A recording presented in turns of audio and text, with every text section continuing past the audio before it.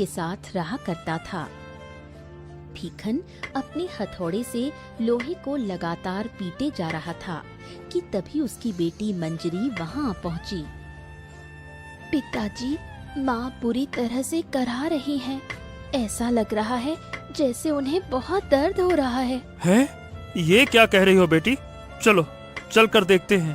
भीखन ने हथौड़ा वहीं पर रोक दिया और तुरंत अपनी बेटी के साथ अपनी पत्नी गौरी के पास पहुंचा।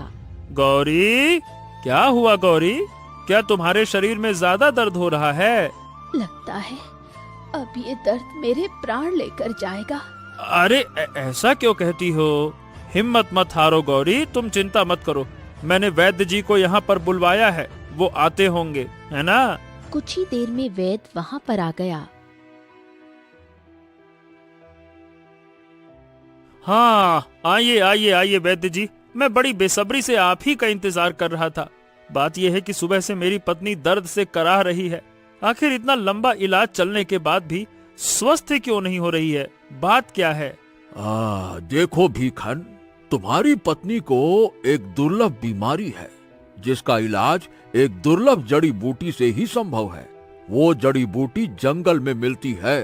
अरे अगर ऐसी बात है तो आप मुझे बताइए ना, वो कहाँ मिलती है? मैं उसे ढूंढ कर ले आऊंगा, बताइए।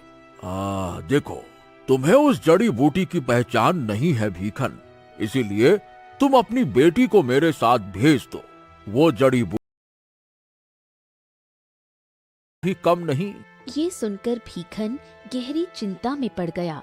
कुछ देर बाद वैद्य भीखन की बेटी को लेकर जंगल की ओर निकल पड़ा। कुछ ही देर बाद मंजरी और वैद्य घने जंगल में पहुँचे। बेटा मंजरी, जा बेटा, वहाँ चट्टान पर जाकर बैठ जा। मैं उस जड़ी बूटी को ढूंढने का प्रयास करता हूँ। मुझे लौटने में कुछ देर हो जाएगी। यहाँ से ज्यादा आगे मत जाना बेटा, है ना? जंगल खतरनाक है। आराम से बैठी रहना, ठीक है? ठीक है, मैं यहीं बैठी रहूंगी। वैद्य जड़ी बूटी ढूंढने के लिए घने जंगल की ओर निकल गया। मंजरी कुछ देर तक चट्टान पर बैठी रही, परंतु थोड़ी देर बाद वो इधर उधर टहलने लगी। अचानक मंजरी की नजर दूर एक विचित्र गुफा पर पड़ी। ये तो बड़ी ही विचित्र गुफा मालूम पड़ रही है। मंजरी उत्सुकता से उस गुफा की ओर बढ़ गई। उधर दूसरी ओर राजा रतन सिंह अपने सेनापति के साथ घने जंगल से गुजरते हुए उसी गुफा के पास पहुंचा। दोनों घोड़ों से उतरे। राजा रतन सिंह घोड़े पर अपने सेनापति के साथ घने जंगल से गुजरते हुए उसी गुफा के पास पहुंचा। दोनों घोड़ों से उतरे। सेनापति के घोड़े पर एक बड़ा ही कीमती बक्सा रखा था, जिसे उसने नीचे उतारा। यही वो गुफा है सेनापति, जिसके बारे में तुमने हमें बताया था। हाँ महाराज, यही वो गुफा है। यहाँ पर यह खजाना सुरक्षित रहेगा। इस गुफा के अंदर डर की वजह से कोई भी नहीं आता। इस गुफा के बारे में बरसों से बड़ी ही विचित्र अफवाहें राज्य में फैली हुई हैं। परंतु मेरा एक सवाल है महाराज।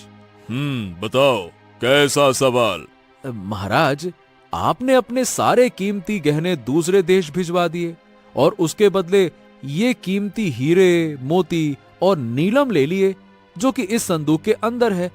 मेरा मतलब ये कि आपने ऐसा